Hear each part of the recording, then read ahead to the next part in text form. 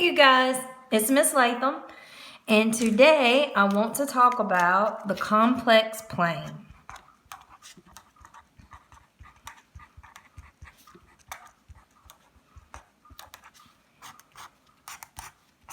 Alright, in Algebra 2, you learned about a plus bi. This is a complex number, or the form of a complex number. And a is the real component, or I'm just going to put real part. And bi is your imaginary part.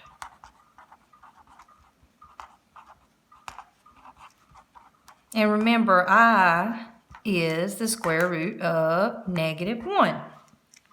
So first we're going to talk about how to graph a complex number. So to graph a complex number,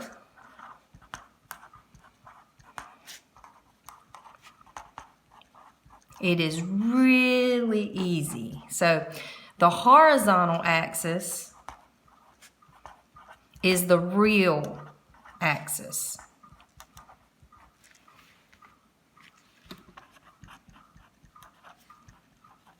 And the vertical axis is the imaginary axis.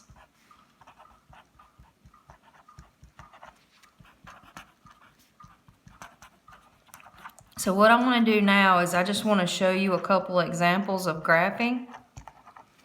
So I sent you guys a Word document that had some of these graphs on it. So if you wanted to print those out or just look at it. So let's do some examples. For the first one, I want to graph -5i. So when you look at this, you can tell there is no real part. So the real part is 0.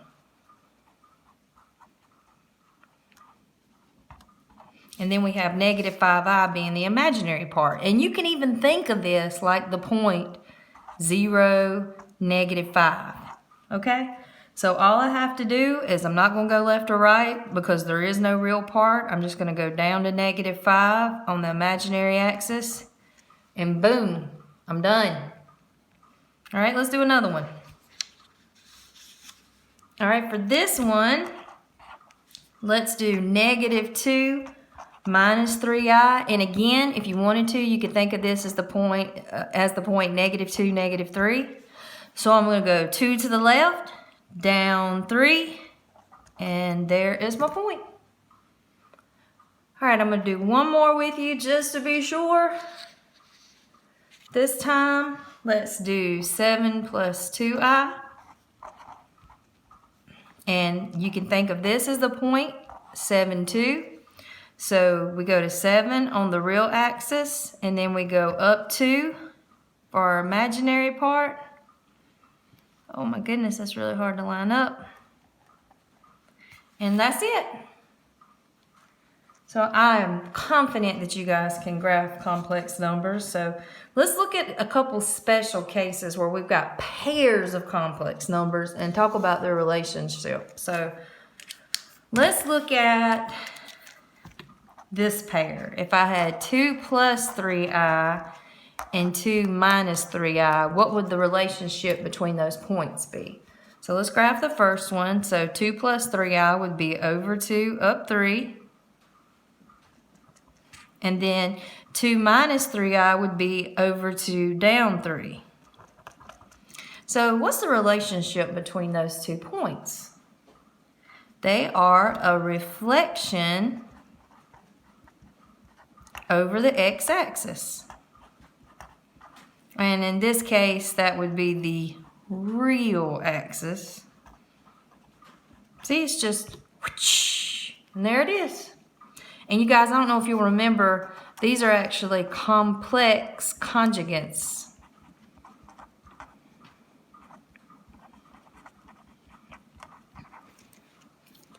All right, let's look at another special pair. All right. Let's look at 2 plus 4i and -2 plus 4i. So this time I changed the sign of the real part. So let's graph this. So 2 plus 4i would be over 2 up 4. And then negative 2 plus 4i would be 2 to the left and then up 4. So what is the relationship between those 2 points? That is a reflection over the y-axis. And again, in this case, that is the imaginary axis. All right, so let's kind of sum up, how these things are related. So I'm going to move my paper. So putting what we just learned together, if you change the sign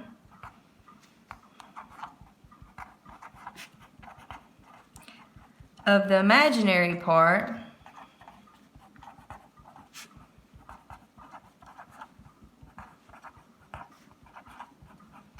it's reflected over the x-axis.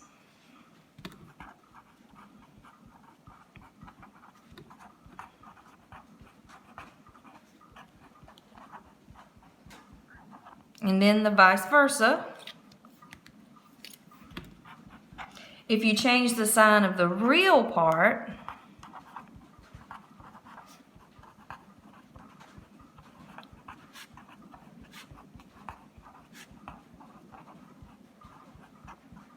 it reflects over the y-axis.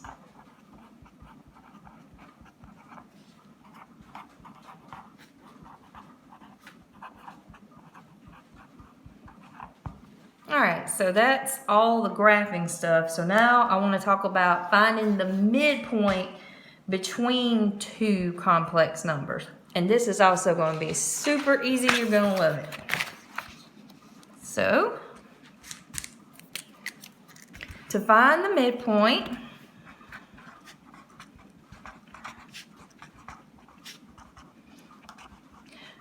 between 2 complex numbers, all you have to do is use the midpoint formula that you've been using since Algebra 1.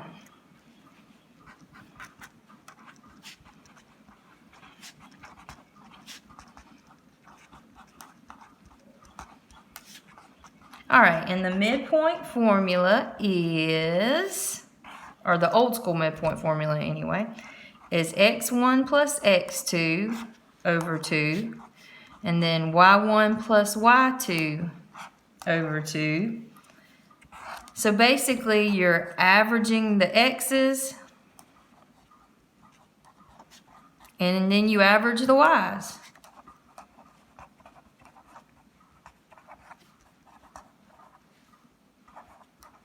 So for what we're doing, we're going to average the real numbers together and then we're going to average the imaginary numbers together. But it's the same stuff, especially if you change it to the points like we did for the first example.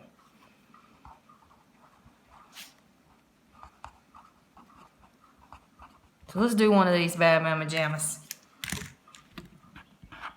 All right, we want to find the midpoint between 5 plus 3i and negative 1 minus 2i. All right, so if you wanted to think of these as points, and I think that's the easiest way to do this, that would be 5, 3, and this would be negative 1, negative 2. And now I'm going to use my formula. Sorry about that. So with my formula, I'll have 5 plus negative 1 divided by 2, and I'll have 3 plus negative 2 divided by 2. All right, and then 5 plus negative 1 is just 4, and 4 divided by 2 is 2. 3 plus negative 2 is negative 1, so that's negative 1/2, or if you like decimals, that's negative 0.5. And now I'm going to write the corresponding complex number that goes with this. So that would be 2 minus 0.5i. And that's it. Okay, so now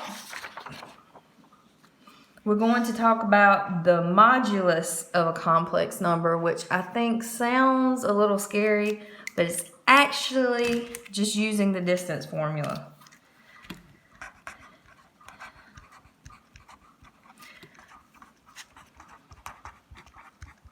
All right. So what the modulus is it's the distance from that point to the origin.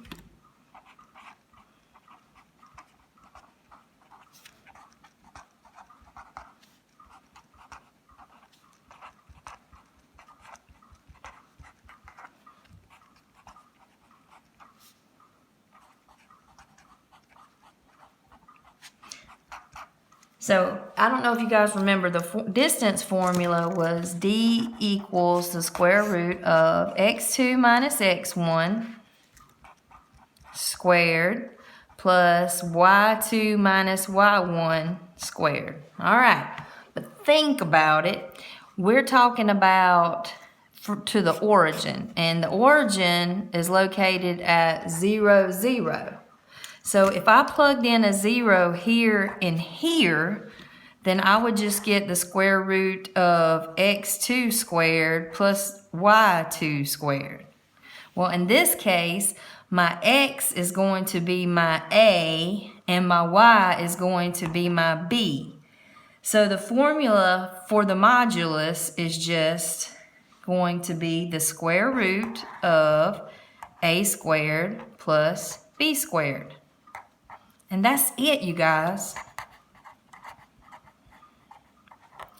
And sometimes in different textbooks or when you take the SAT, they might write it like this. It looks like a complex number inside of absolute value bars, but all they're wanting you to do is find the modulus. So let's do an example. All right, I'm going to scoot back this way. So for our first example, let's find the modulus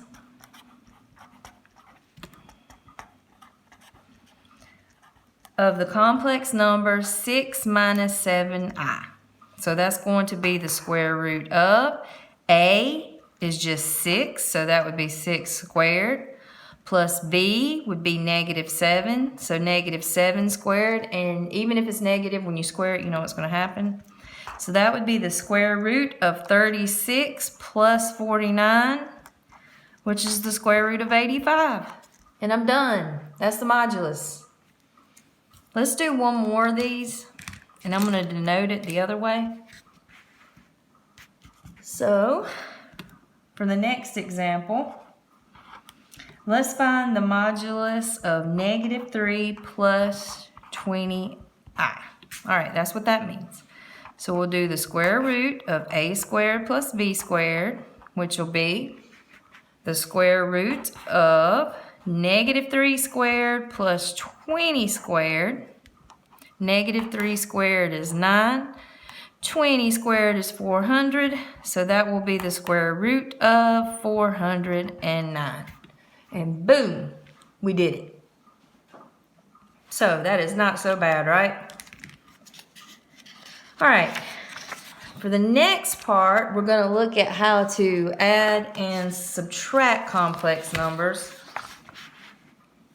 And this is going to be basically like when you combine like terms in Algebra 1. When you're subtracting, you're going to have to distribute, but that's no big deal. You guys are pros. So adding and subtracting complex numbers.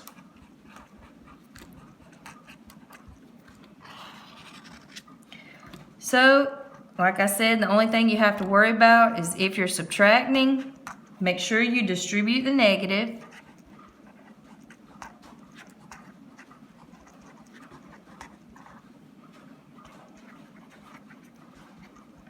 And adding or subtracting after you distribute the negative, you combine the real parts and then combine the imaginary parts. So basically, you're combining like terms. Let's just say combine like terms. So real with the real and imaginary with the imaginary.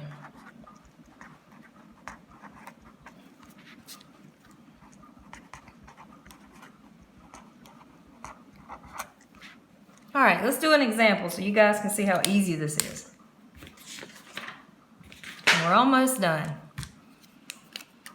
All right, so do some examples. So for the first one, let's do -4 plus 6i minus 3 minus 4i. All right, this is subtracting, so I figured we'd start with a good one. So I'm going to distribute the negative. So that'll be -4 plus 6i minus 3, and then a negative and a minus is going to make a plus 4i. So for my real numbers, I have -4 and -3. Those go together to make -7. And then for my imaginary numbers, I have 6i plus 4i, which is 10i. And that is it. Woo! Let's do another one.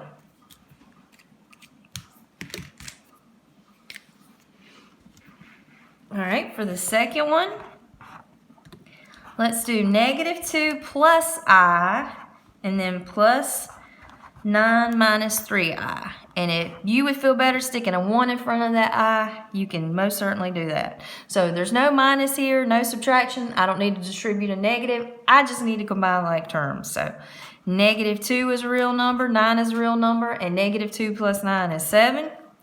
And then I have plus I and minus 3i. So a positive 1 minus 3 will be a -2i. And that's all for that one. The last thing I want to talk about is how to find the distance between two complex numbers. And it's just going to be putting two of the things we've already done together. So nothing new. So to find the distance between complex numbers,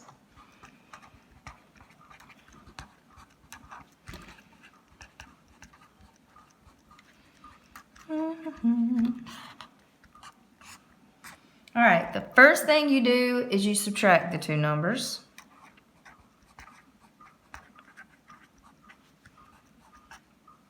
Well, the numbers, sorry. And then the next thing you do is you find the modulus of your difference.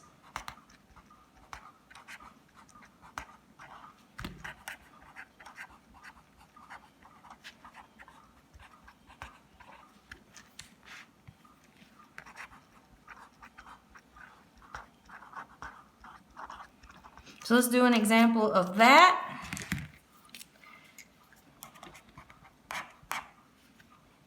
All right, so we have 2 plus 3i and 5 minus 2i.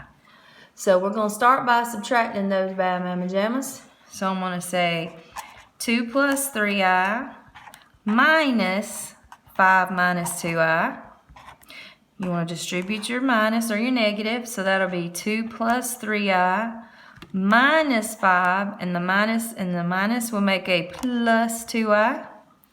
I'm going to put my real parts together. 2 minus 5 is -3. I'm going to put my imaginary parts together. 3i and 2i is 5i. Got the first part done. The next thing we're going to do is find the modulus. And if you can recall, all you have to do is use the formula, which is the square roots of a squared plus b squared. And in this situation, a is -3, b is 5, -3 squared is 9, 5 squared is 25, so that would be the square roots of 34.